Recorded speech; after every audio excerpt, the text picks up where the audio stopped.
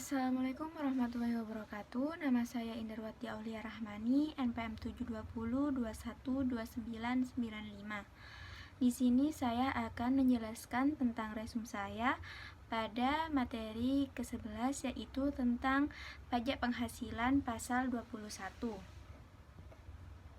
Pajak penghasilan pasal 21 adalah pajak penghasilan yang dipungut sehubungan dengan pekerjaan, jasa, dan kegiatan yang dilakukan oleh wajib pajak orang pribadi adalah pajak atas penghasilan atas gaji, upah, honorarium, tunjangan, dan pembayaran lain dengan nama dan dalam bentuk apapun sehubungan dengan pekerjaan atau jabatan, jasa, dan kegiatan yang dilakukan oleh WPOP dalam negeri.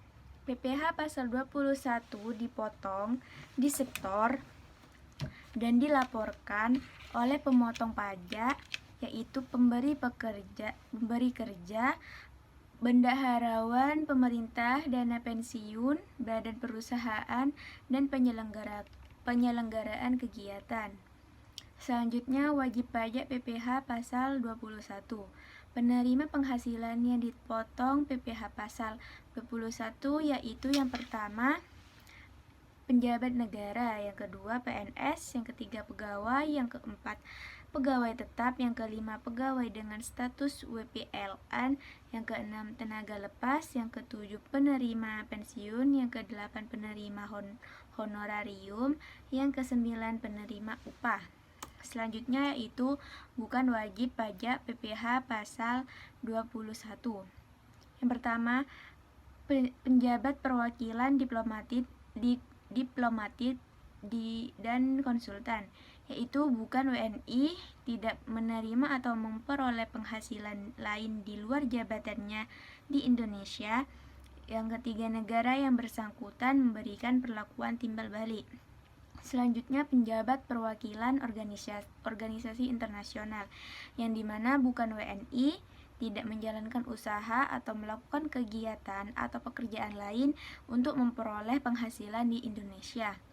Selanjutnya yaitu subjek PPh pasal 21, yang dimana pegawai atau PNS, pegawai tetap, pegawai lepas yang memperoleh penghasilan dari pemberi kerja secara berkala.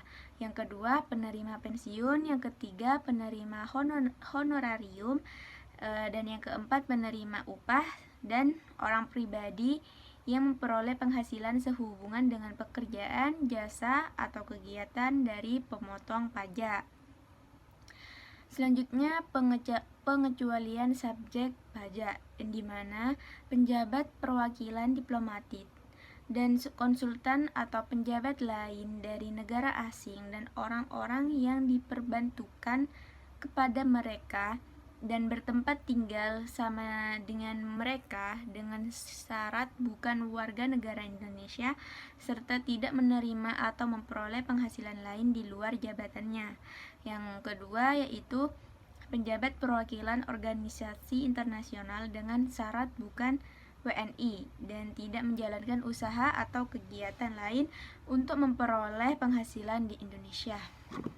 Selanjutnya yaitu hak dan kewajiban subjek pajak, yang dimana pada saat mulai bekerja atau mulai pensiun untuk mendapatkan pengurangan PTKP, penerima penghasilan harus menyerahkan surat pernyataan kepada pemotong pajak sebagaimana yang dimaksud dalam PPh dalam pasal 21 yang menyatakan jumlah tanggungan keluarga pada permulaan tahun takwin atau pada permulaan menjadi subjek pajak DN.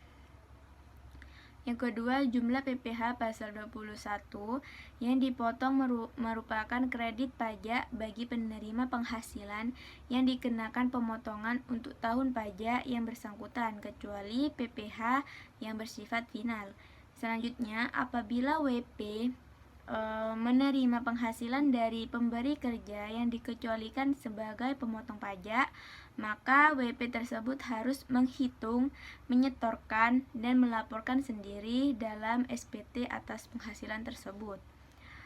Selanjutnya yaitu objek pajak PPh pasal 21, di mana penghasilan yang diterima atau diperoleh pegawai penerima pensiun secara teratur berupa gaji, uang pensiun bulanan, upah, honorarium, tunjangan, dan penghasilan yang diterima atau diperoleh pegawai atau penerima pensiun secara tidak teratur berupa jasa produksi, tantiem, THR, gratifikasi, bonus.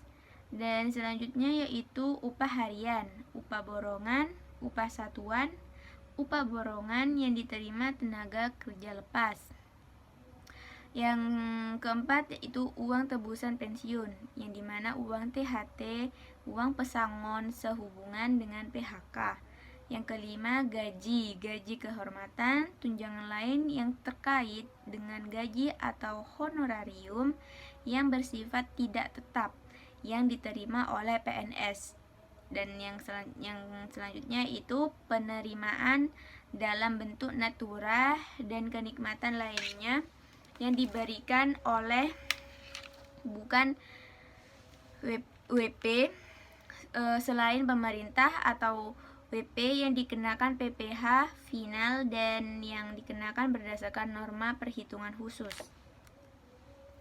Yang terakhir yaitu honorarium, uang saku, hadiah atau penghargaan, komisi, beasiswa, dan pembayaran lain sebagai imbalan sehubungan dengan pekerjaan jasa, di antara lain seperti tenaga ahli, olahragawan, penasehat, pengajar, pelatih, penceramah, main musik, pembawa acara, pelawak, agen iklan, peserta perlombaan, penjajah barang dagangan, peserta pendidikan, pelatihan, pemagangan, distributor, pengusaha, MLM.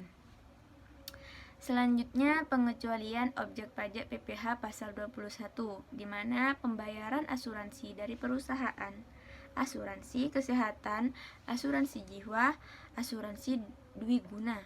Yang kedua, penerimaan dalam bentuk natura atau kenikmatan kecuali penghasilan yang dipotong PPh pasal 21 termasuk penerimaan dalam bentuk natura atau kenikmatan yang diberikan oleh bukan WP atau WP yang dikenakan PPh final. Yang ketiga, iuran pensiun dan iuran jaminan hari tua yang dibayar oleh pemberi kerja. Selanjutnya, pemotong PPh pasal 21, yang dimana pemberi pekerja yang membayar gaji, upah, honorarium, dan tunjangan. Yang kedua, bendaharawan pemerintah yang membayar gaji, upah, honorarium, tunjangan. Dan yang ketiga, dana pensiun. Yang keempat, perusahaan badan BUT yang membayar honorarium sebagai imbalan. Yang kelima, persahabatan badan BUT yang membayar honorarium juga sebagai imbalan. Yang keenam, yayasan, lembaga kepanitiaan, dan asosiasi. Yang kedelapan, perusahaan badan BUT yang membayarkan honorarium atau imbalan kepada peserta pendidikan. Yang kedelapan, penyelenggara kegiatan. Selanjutnya yaitu hak dan kewajiban pemotong pajak PPh pasal 21. Kewajiban pemotong pajak yaitu mendaftarkan diri, menghitung, memotong, dan menyetorkan pajak. Yang ketiga, menghitung kembali PPh pasal 21 yang terutang. Yang keempat, mengisi, mendatangani, dan menyampaikan SPT. Selanjutnya, dikecualikan sebagai pemotong pajak, yang dimana kantor perwakilan negara asing, organisasi internasional seperti IMF dan ILO. Tarif pajak penghasilan pasal 21 yang digunakan sebagai tarif pemotongan atas penghasilan yang terutang PPh pasal 21 yaitu tarif pajak pasal 17 UU PPh besar tarif pajak pasal PPh Pasal 21 yang diterapkan terhadap WP yang tidak memiliki NPWP menjadi lebih tinggi 20% dari tarif yang ditetapkan terhadap WP yang mempunyai NPWP. Itu saja dari saya, kurang lebihnya mohon maaf. Wassalamualaikum warahmatullahi wabarakatuh.